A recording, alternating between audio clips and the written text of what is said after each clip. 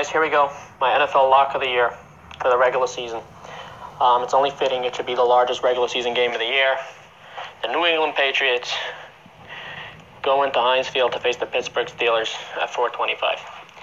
Here's my analysis. I hope you guys understand when I'm doing this on video over here. Occasionally I miss a key matchup off the top of my head, but I'm going to try to break this down when each team has the ball, what I think is going to happen, and why I think this is indeed worthy of being my lock of the year. All right, let's start when Pittsburgh has the ball. When Pittsburgh has the ball, the first thing we're looking at is the Pats' success with their red zone defense. And for all their huge big playability that Pittsburgh possesses, they actually are, I believe, about 25th, ranked 25th in the red zone. They are not a great red zone offensive team. Now, the reason for that is the Pats make you beat them slowly. Now, if you look at the numbers, any of the sharps back in Pittsburgh this week, one of the most common numbers you'll hear is, hey, the Patriots have struggled defending the run. Now, although that's true to some extent, it is a lot by design. And it's not all just the fact that the Pats just think against the run. Bill Belichick believes in stopping the pass. Oftentimes you'll hear of teams coming in to play the Patriots. You'll hear them, let's run the ball, let's keep Tom Brady off the field. Bill doesn't mind that. He actually likes that. That's how his game plan works. Now what he does if you look at the numbers, on first down the Patriots are very good at stopping the run. They stack the box on first down, and they are actually very successful defending the run on first down. If you're going to beat them on first down, if you want to have positive yardage, you actually probably better off going play action.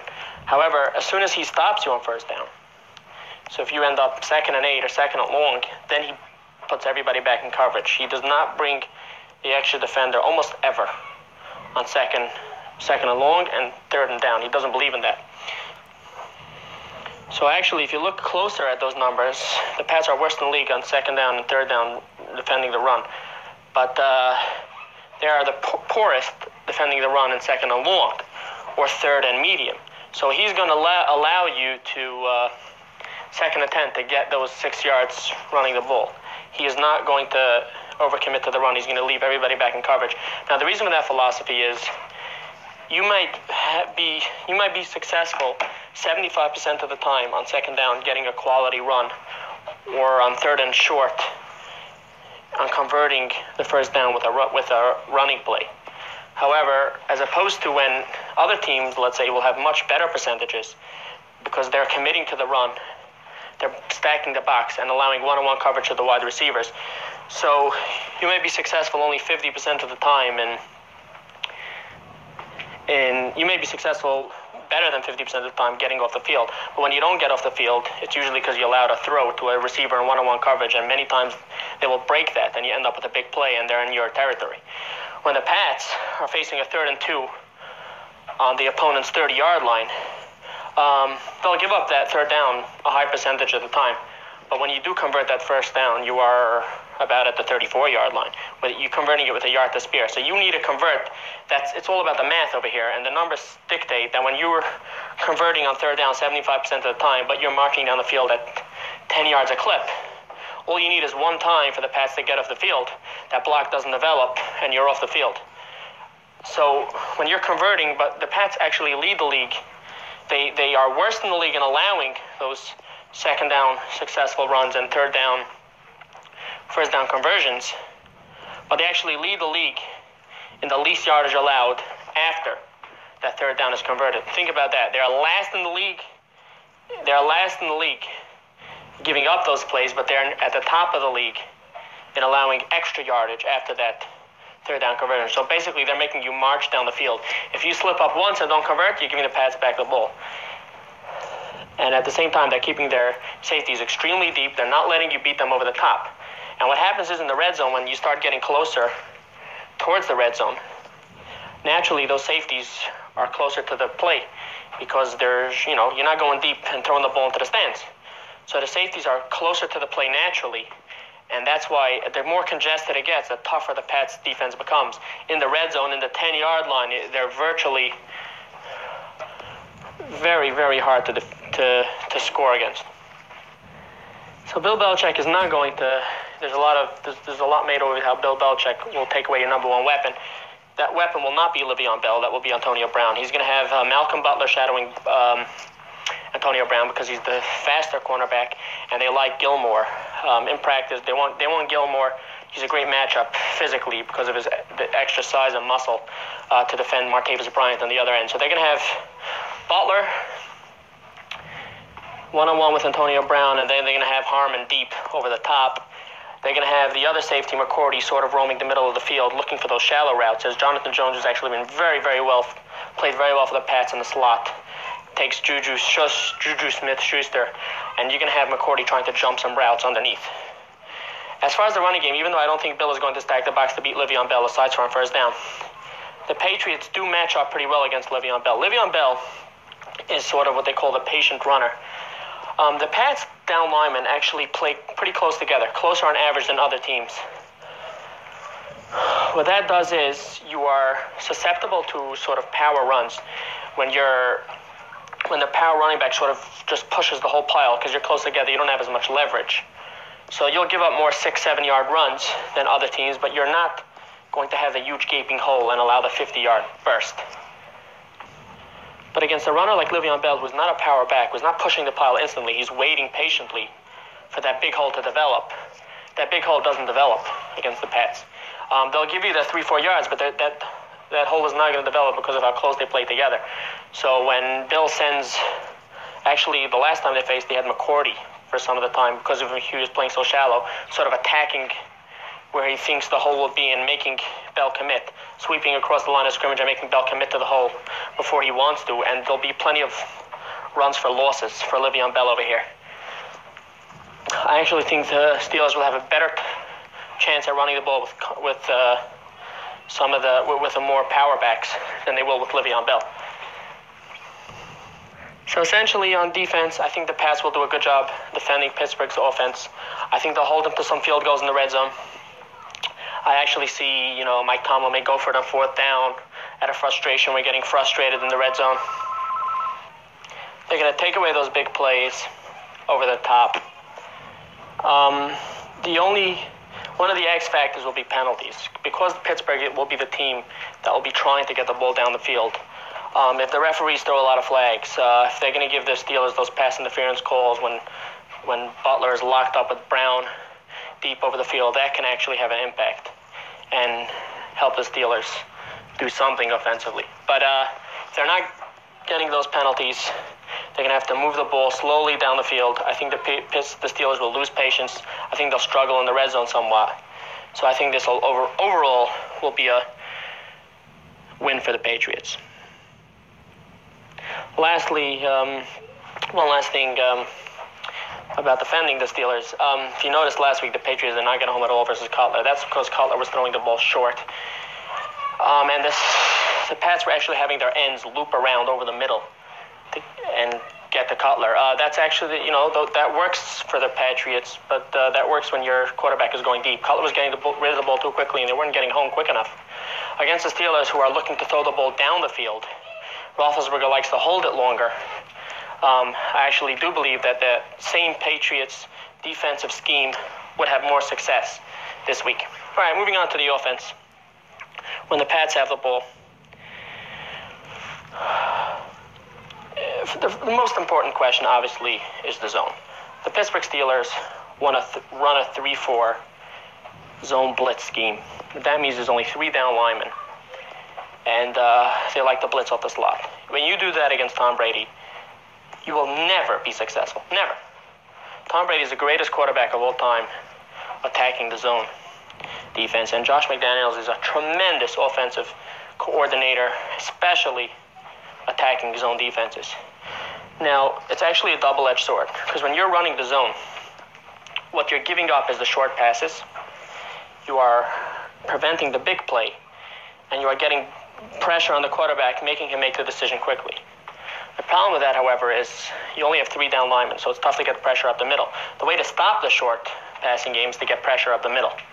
So the Patriots will double team the interior lineman, giving Brady just enough time to keep on gashing the Steelers over the middle.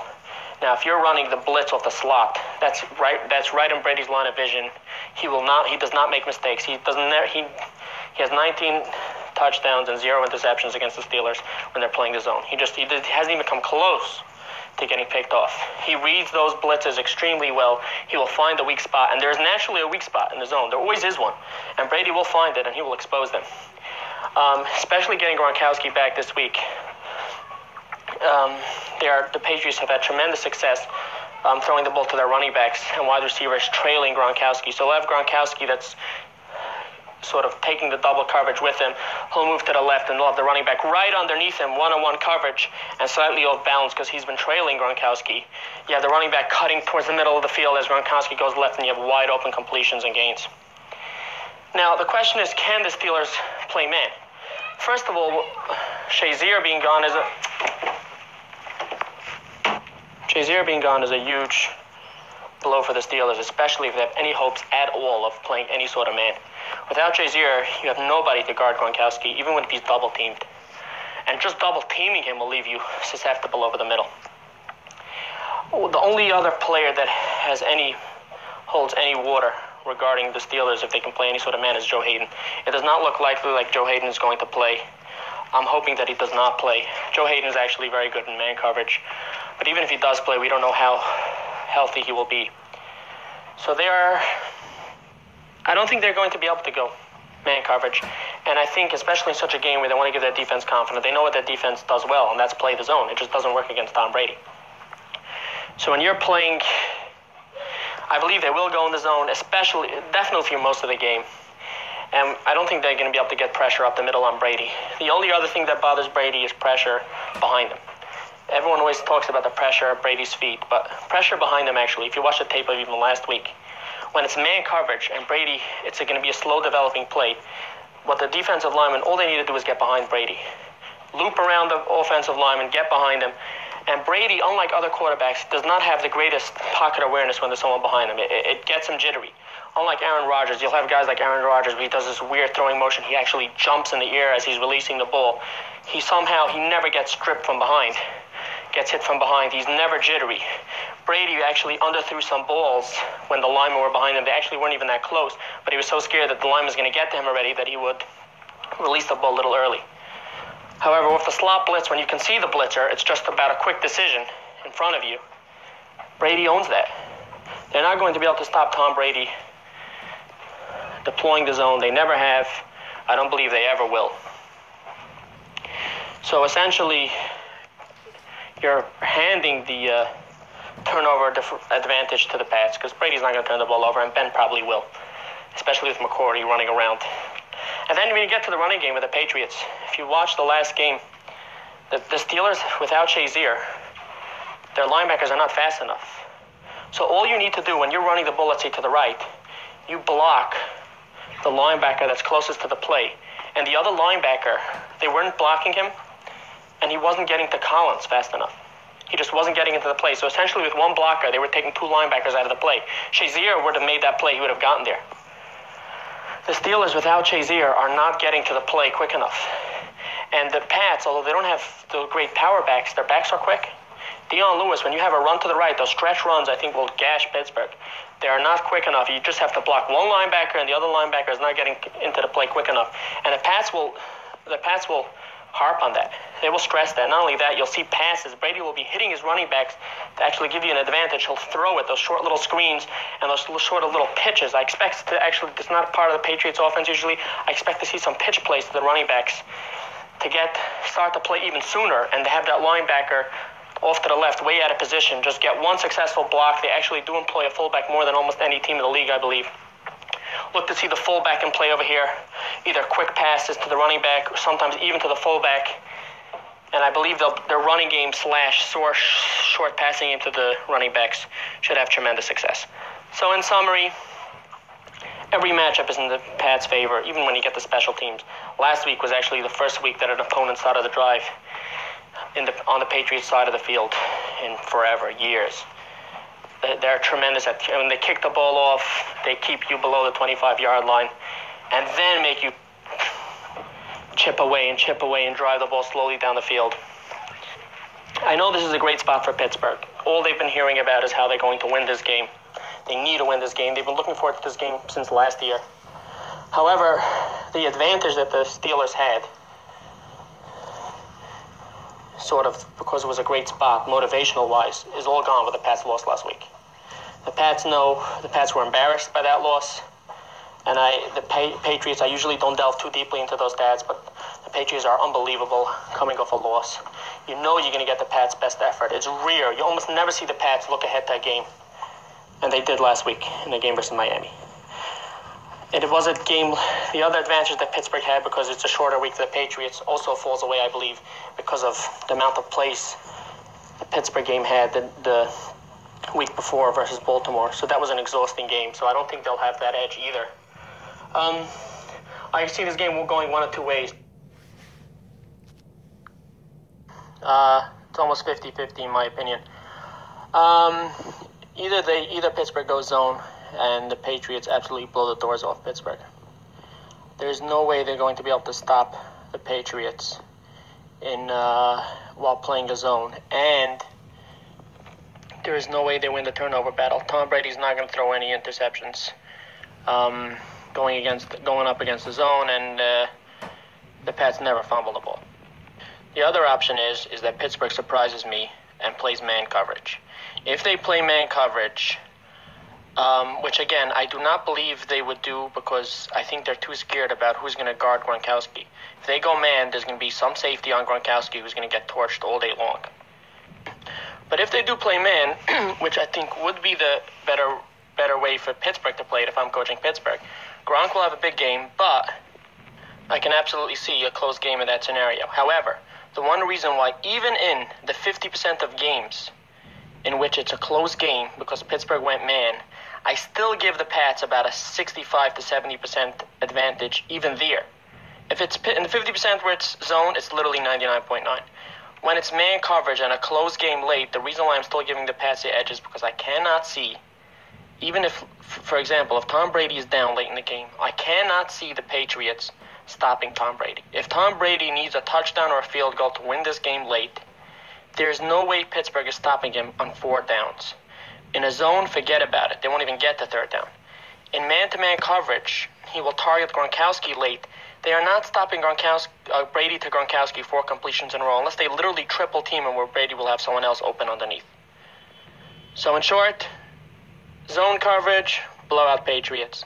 Man-to-man, 65 to 70% Pat favorites, and that is only 50% of the time. So all in all, this is over a 90% play for me. Good luck. Let's cash this baby.